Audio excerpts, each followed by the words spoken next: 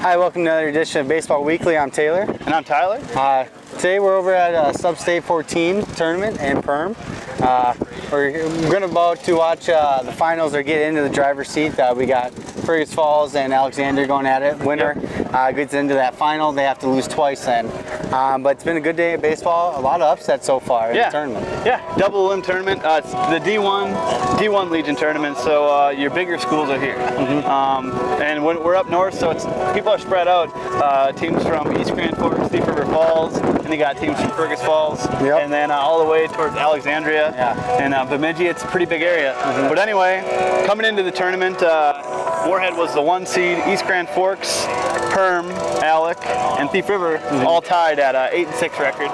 So they flipped a coin and ended up being East Grand Forks got the 2, Perm got the 3, Alexandria got the 4. They're the defending champions, and Thief River got the 5. So coming in, Moorhead was 12-2 in league play. They play an 0-10 or 0-12, I guess, Detroit Lakes team in league play, and they go 9 innings. They only give up 2 runs, but they lose 2-1. So.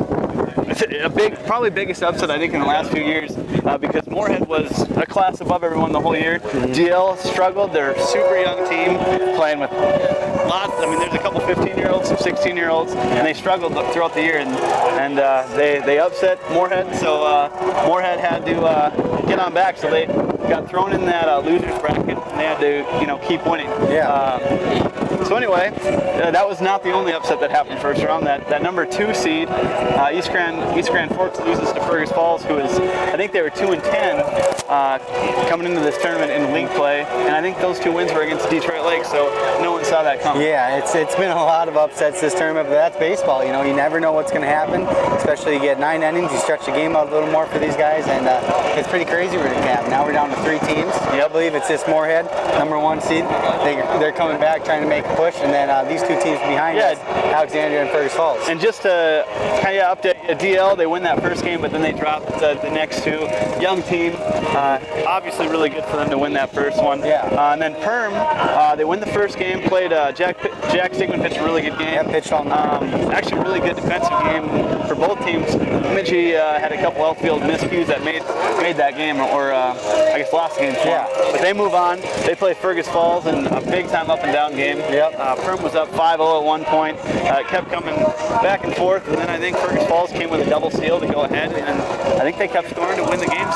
Fergus Falls, they upset the 2 seed, and then they play Perm, the host, and they upset them. So here we are. It's Alex versus Fergus.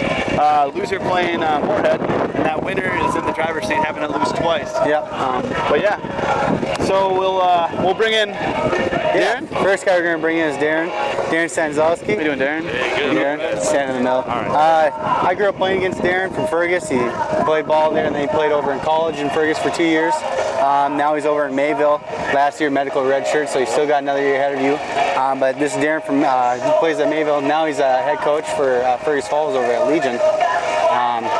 So far, it's been up and down season for you guys, but now tournament time, you guys are kind of sitting pretty much, it's you're in the best spot you can be in, I mean, this year, this summer, I should say, has been it's been kind of a struggle. I'm not gonna lie.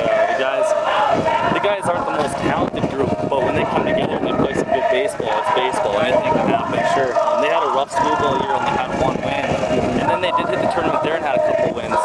But so they seem to be a tournament team, which definitely isn't a bad thing as a coach to coach guys like that. But the last 2 games for us have been just a total turnaround. We've had some good pitching, which we haven't had all year. Throwing strikes, getting ahead, getting some off speed over. I mean, it does a lot when you can keep those batters off balance. So that's been our main key to success. And it's been a team effort. And it sounds cliche, but it really has. We've had defensive plays, 2 huge plays by Drew Pearson in the outfield that saved the games. And our pitching started off, and our bats came live at the end when we needed them. All right, so that Perm game, guys got down 5-0. Then you come back. At one point, I think it was a 7-7 ball game. Double steal came into effect. All right, so did you know that double steal was going to happen throughout the whole game, or did you have something set up? It was just kind of a in-moment kind of situation. Kind of put on the sign and hope for the best. Knowing catcher's arm kind of deal, knowing obviously you can't look in the future sure know what's going to happen. Yep. You just kind of take some chances, and I felt like we had to take some chances. Yeah. Well, in the game of baseball, usually the aggressor is going to come out ahead most of the time. But not too long ago, I got to coach against Darren for a little while. What's the biggest difference, I think, playing Legion and then coming back and coaching? I don't know, just obviously everyone's going to be a little biased when you come out of the game and get in that coaching position. I'm sure you are too. But I think, I don't know, one of the biggest changes, they switch bats. And that definitely helps. You know, the balls come off harder when we played rather than now. We sure did. I don't know, it seems like from speaking from my team, it seems like the baseball knowledge isn't exactly where it was when we played. I got a privilege to play with a really, really good team. Yeah, you guys were on, you guys made it to state there 3 or 4 years in a row. And yeah, I think that is, the first thing when you come back from playing, everything seems slower. Everything seems a little bit simpler. And yeah, it's kind of a tough deal. But anyways, we'll let you get going. All right. Yeah. You guys are in the driver's seat, so good luck to you. We'll see what happens, man. Thank you. Thanks, See what we can Aaron. do. We're going to bring up Moorhead's head coach, Brian Bergeson, now. Bergie, come on out here. I call him Bergie. Brian Bergeson here. All right, so Brian, coaching the Blues. A lot of history here. You're tied to it in a couple of ways. You got a father-in-law that did a little bit for this program. So. Yeah, a little bit. Numbers retired, you know, coached for 29, 30 some odd years. Went to the World Series in '88, so yeah, their family is pretty cemented into this program. So if you're wondering who this could be, and it's Bucky Burgow. Bucky coached that Is team this going with, to say? yeah, Make sure you tell everyone. He coached that team with Chris Coast, Jeremy Kovac, maybe Terry House. I think he was on the Concordia team. But yeah, that's pretty cool. Everything's, I guess you couldn't say it comes full circle, but is there a little extra pressure being in that I would say situation? there's extra pressure. He's pretty good about it. He'll text me congrats. I'm sure I have a text from him right now, and he, if I need some advice on something, I can ask him, and he'll give it to me. But he doesn't, put me, hey, you got to do this and this here, stuff like that. But, one thing, whenever we played Moorhead, you guys had unbelievable, your fans, you got a lot of fans showing up, but it seems like everyone's organized and everyone's willing to put in whatever they have to do to play more baseball and just be, get better, I guess. Is that pretty accurate, I guess? Oh yeah, it would.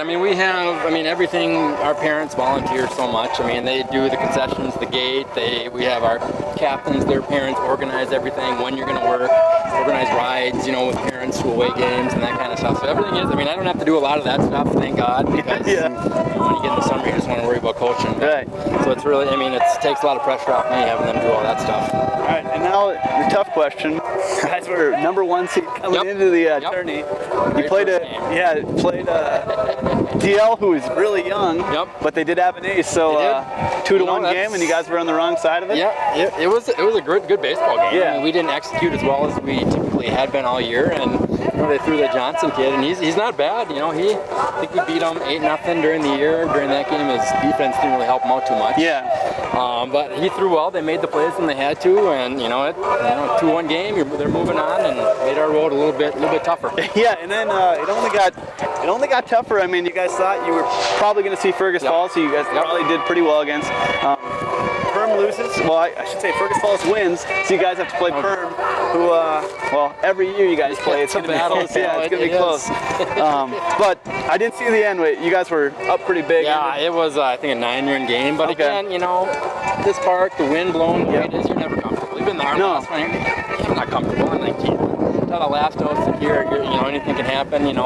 2 walks turns into a 3-run home run, and all of a sudden it's a ball game again. Yeah, last game I think I missed part of it, but wasn't there a grand slam and a 3-run bomb? Yeah, well, a 5-run inning you guys had, or they had, and then you guys come up with a 9 spot up. So that big breath of fresh air there. Well, arms wise, how are you guys sitting? We're sitting okay. What hurt us coming in, our ace, our big righty, we were going to use to close, got hurt the week before. So we're lucky he's playing right field, so he's done on the mound.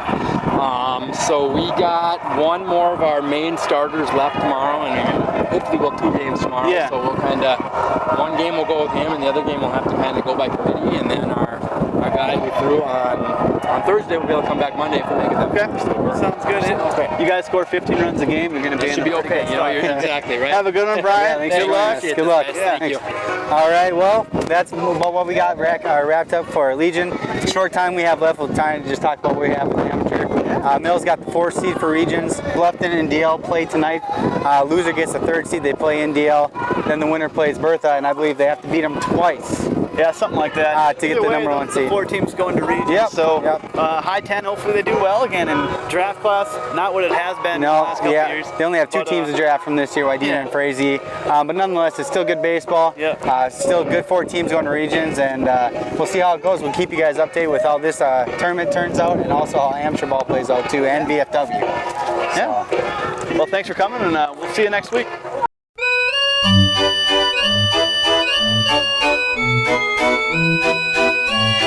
Thank you.